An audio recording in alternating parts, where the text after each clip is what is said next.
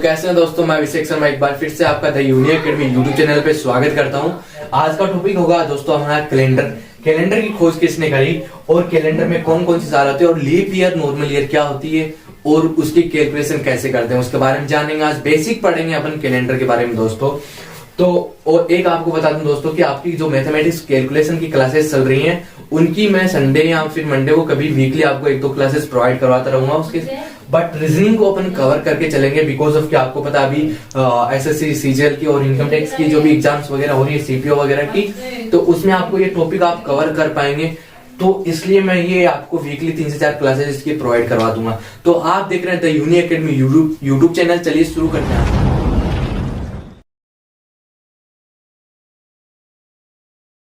दोस्तों पहले अपन जानेंगे कि कैलेंडर की खोज किसने करी थी, उसके बाद में जानेंगे कितने इसमें ईयर्स होते हैं और वर्ष होते हैं।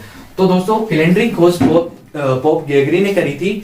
जो इसमें दो टाइप्स के वर्ष होते हैं, एक तो नॉर्मल ईयर होता है, एक लीप ईयर होता है। दोस्तों नॉर्मल ईयर में ये होता है कि 365 दिन होते हैं आपके, उसमें 28 फरवरी आती है इसमें, और इसमें 52 वीक और 1 डे होता है दोस्तों। और इसमें लीप ईयर में होता है 366 दिन होते हैं और इसमें 29 फरवरी आता है दोस्तों, और इसमें 52 वीक और 2 दिन होते हैं।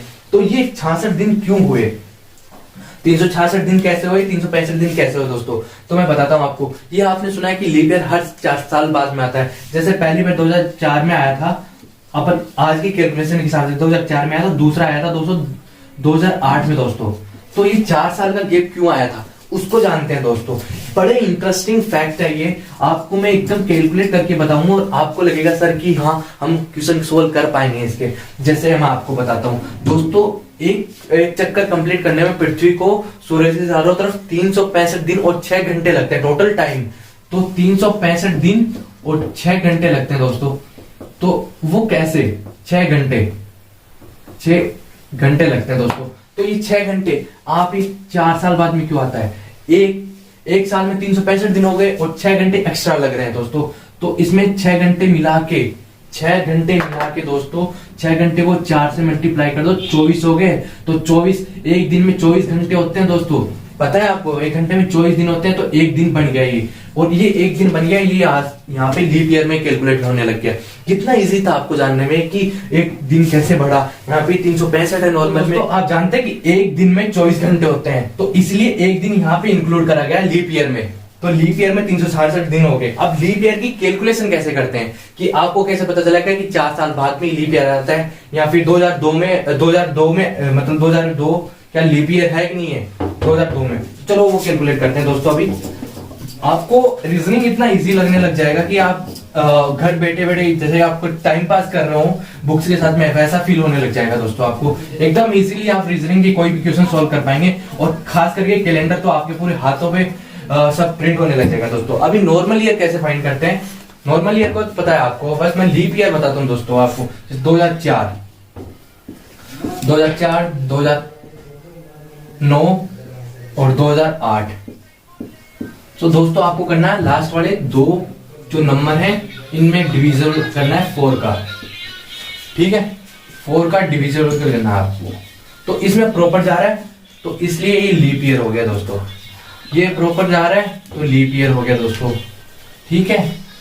इसके बाद में दोस्तों यहाँ पे आप देख रहे हैं कि इसमें प्रॉपर डिविजिबल नहीं हो रहा है, तो डिविजिबल नहीं हो रहा है तो दोस्तों यही लीप ईयर नहीं है, नॉर्मल ईयर है, ठीक है। बट आप देखें एक चीज कि जैसे आप 1900 में भाग दो, 1900 में ये लीप ईयर नहीं है। क्यों नहीं है, क्योंकि इसमें प्रॉपर डिविजिबल नहीं हो रहा। बट यदि आप ये जानते हैं कि ये सेंचुरी ईयर है, सेंचुरी ईयर में कभी 4 का भाग नहीं लगता, सेंचुरी ईयर में दोस्तों 400 का भाग लगता है, बिकॉज ऑफ कि यहाँ पे सेंचुरी ईयर में 00 आते हैं अपने। तो सेंचुरी ईयर में 00 आते हैं तो अपने को भाग देना पड़ेगा 400 का, ना कि 4 का। तो जैसे 1900 में मैं भाग दूंगा तो 400 का दूंगा दोस्तों, तो ये 0 कैंसिल हो जाएगा, प्रॉपर नहीं जा रहा है। तो प्रॉपर नहीं जा रहा है तो इसके बाद में आप दीजिए 2000 पे, इस पर प्रॉपर जा रहा है 400 का भाग 20, ठीक है, प्रॉपर जा रहा है दोस्तों। तो लीप ईयर जब सेंचुरी ईयर की बात करते हैं तो दोस्तों अपन कम से कम 400 साल बाद में एक लीप ईयर आता है। तो लीप ईयर आता है, इसका आप जान गए एकदम अच्छे से कैलकुलेशन करना कि लीप ईयर कैसे काउंट करते हैं। तो मैं कुछ आपको क्वेश्चंस करवा देता हूं दोस्तों कि जैसे लीप ईयर का नॉर्मली कैसे अपने को क्वेश्चंस पूछे जाते हैं। तो एक ये पूछा जाता है, कुछ एग्जांपल्स करते हैं अपन। तो पहला एग्जांपल देखते हैं, पहले मैंने इंग्लिश में लिख दिया, फिर उसके बाद हिंदी में लिख दिया। तो उसके sorry, which year is leap year. तो आपको कैलकुलेट करना है कि जो लास्ट वाले दो शब्द हैं उनमें आपको डिविजन करना है 4 का, जिसमें प्रॉपर 4 का भाग जा रहा है दोस्तों, वो आपका लीप ईयर होगा। तो इसमें तो प्रॉपर जा नहीं रहा, इसमें भी आपका 21 में नहीं जा रहा है दोस्तों, ये 21 में नहीं जाता, 24 होता तो यहाँ पे चला जाता, यहाँ पे भी नहीं जा रहा है, तो 2008 के अंदर जा रहा है। तो ये इसका आंसर हो गया करेक्ट, क्योंकि आपको सेंचुरी ईयर आ रहा हो तो उसमें आपको 400 का भाग देना है। यदि नॉर्मल आ रहे होंगे जैसे 2021, 2020, 1970, 1980 ऐसे कुछ आ रहे हैं तो उसमें आपको 4 का भाग देना है, और 4 का भाग भी लास्ट वाले 2 नंबर में ही देना है दोस्तों। आपको ये ध्यान रखना होगा, यदि आपने छोटी सी गलती करी तो इसकी वजह से आपका 2 नंबर का क्वेश्चन खराब हो सकता है। तो उसके बाद हम जानते हैं next way, which year is normal year. तो नॉर्मल ईयर में भी आपको वही करना है, जैसे यहाँ पे देना अपने को 4 का भाग, फिर से यहाँ पे 4 का भाग, और फिर से यहाँ पे 4 का भाग, और सेम यहाँ पे 4 का भाग देना दोस्तों। तो इसमें तो प्रॉपर डिविजिबल है तो ये लीप ईयर होगा, ये डिविजिबल है तो पूरा ये लीप ईयर होगा दोस्तों, और ये डिविजिबल है तो ये भी पूरा लीप ईयर होगा। उसके बाद में बचता है 1970, क्योंकि इसमें प्रॉपर डिविजिबल नहीं है, ये पूरा भाग नहीं जा रहा है दोस्तों इसमें, तो ये आपका आंसर हो गया इसका। अब आप देख रहे हैं कि नीचे मैंने 2 क्वेश्चन लिखे हुए हैं, जो इंपॉर्टेंट क्वेश्चन बन जाता है। ये तो नॉर्मली क्वेश्चन है, इस पे पूछे नहीं पूछे एग्जाम्स में, क्योंकि हर कोई बच्चा इसको सोल्व कर पाएगा। तो आप देख रहे हैं इसमें नीचे लिखा हुआ क्वेश्चन है कि दोस्तों 200 आप देख रहे हैं कि 200 साल में कितनी बार 29वां दिन आएगा। ये क्वेश्चन पढ़ो आप, 200 साल में कितनी बार 29वां दिन आएगा। तो मतलब आपका 11 मतलब एक साल में 11 महीने में तो आपका आना ही आना है 29वां दिन। उसके अलावा फरवरी में आपका कि जिस साल लीप ईयर होगा उस साल आपका आएगा। तो दोस्तों आपको कैलकुलेट करना है, जैसे 200 साल को मल्टीप्लाई करना है 11, तो ये हो गया 2200, ये आ गया। उसके बाद में आपको इसमें से लीप ईयर निकालना है। तो दोस्तों ये क्वेश्चन जानते हैं, अभी क्वेश्चन नंबर 3, 200 सालों में 29वां दिन कितनी बार आएगा।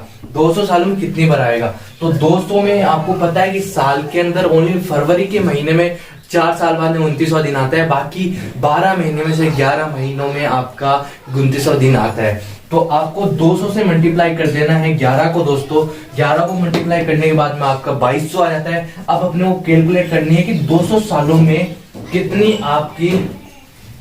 आपकी लीप ईयर है। तो 200 डिविजन बाई 4 दोस्तों, तो यहाँ पे आप देख रहे हैं 5 चौके 20 और यहाँ पे 50 बच गया दोस्तों, कभी 50।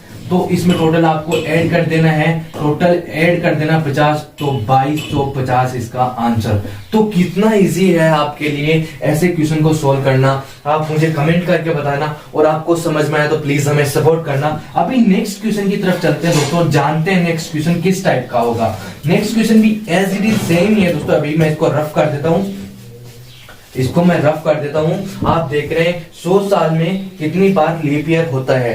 100 साल में कितनी बार आपका लीप ईयर होता है दोस्तों। तो 100 साल के अंदर आपको डिविजिबल करना है 4 से, तो 4 से डिविजिबल करेंगे तो आपका दोस्तों इसमें आएगा 25। आपका 100 में 4 का भाग देने में आपका 25 बचता दोस्तों। 25 गारंटी नहीं होता, कुछ आंसर्स में आपको ये ऑप्शंस दिया होता है 24, 25, या ये आंसर भी हो सकता है 24 हो सकता है, या फिर 25 हो सकता है। तो ये चारों ऑप्शन आपके दोस्तों सही हैं, ये तीनों ऑप्शन आपके दोस्तों सही हैं। 25 भी हो सकता है, 24 भी हो सकता है। 25 कब होता है, जब जैसे कि 1901 से लेके अपन बात करें दोस्तों 2000 तक, 2000 में ये भी लीप ईयर है और इसमें ये लीप ईयर नहीं है। तो जो लास्ट की सेंचुरी ईयर है दोस्तों वो आपकी लीप ईयर आ रही है, इसलिए 2020 और 1901 से लेके 2000 तक आपकी दोस्तों 25 आती है। यदि यही बात करते हैं अपन 1800 से लेके 1900 तक की, तो दोस्तों इसमें आप देख रहे हैं कि ये लीप ईयर नहीं है। तो ये लीप ईयर नहीं है तो आपकी 24 आंसर आएगा दोस्तों, इसका ये आंसर 24 आएगा दोस्तों। तो ये आपके लिए कितना आसान था क्वेश्चन, मुझे कमेंट करके बताना, और आपको समझ में आया तो प्लीज हमें सपोर्ट कर। और अपन कुछ क्वेश्चंस जानते हैं दोस्तों, इसमें बस बड़ा इंटरेस्टिंग टॉपिक होता है ये कैलेंडर का, बहुत इजीली आप कोई भी डेट या कुछ भी टाइम आप कैलकुलेट कर पाते हैं। तो अभी नेक्स्ट क्वेश्चन की तरफ चलते हैं और जानते हैं। क्वेश्चन मैं बोल के बता देता हूं दोस्तों आपको। सो दोस्तों अभी नेक्स्ट क्वेश्चन की तरफ बढ़ते हैं और एक इंटरेस्टिंग क्वेश्चन लेके आया हूं आपके लिए। यदि रोहन का जन्म दोस्तों 29 फरवरी 2004 के अंदर होता है तो दोस्तों तो वह अपना पहला जन्मदिन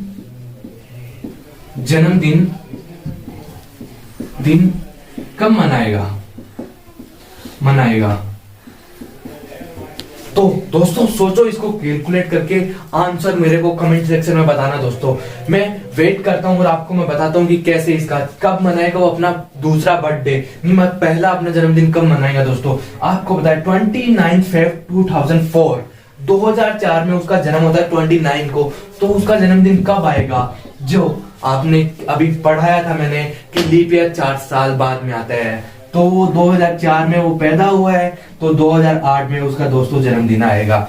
दोस्तों उसका 2004 में पैदा होने के बाद में 2008 में उसका पहला जन्मदिन आएगा। तो ऐसे इंटरेस्टिंग क्वेश्चंस बनते हैं इसमें। एक और एग्जांपल इंटरेस्टिंग और क्वेश्चन के साथ में आया हूं।